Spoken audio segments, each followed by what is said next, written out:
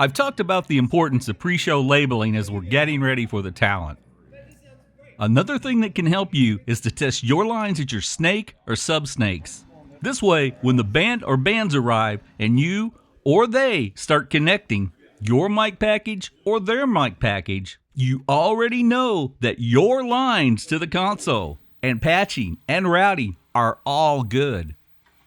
If something is not working now, it's very likely before the snake.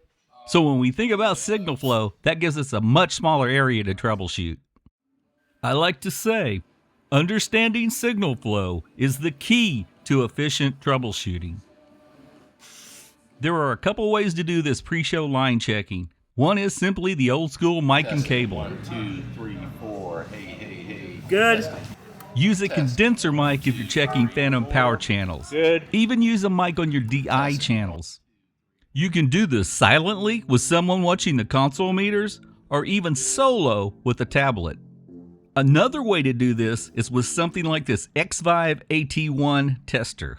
It's a bit of a Swiss Army knife audio troubleshooter, and one trick it can do is send pink noise out of it to test lines.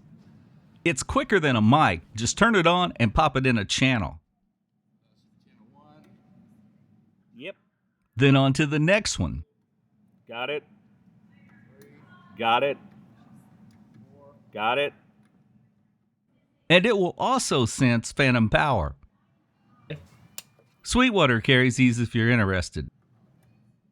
When the band arrives, whether you're supplying mics and cables or they are, or whether they're carrying an analog split or not, you're going to be ahead of the game on where to look should any line trouble pop up.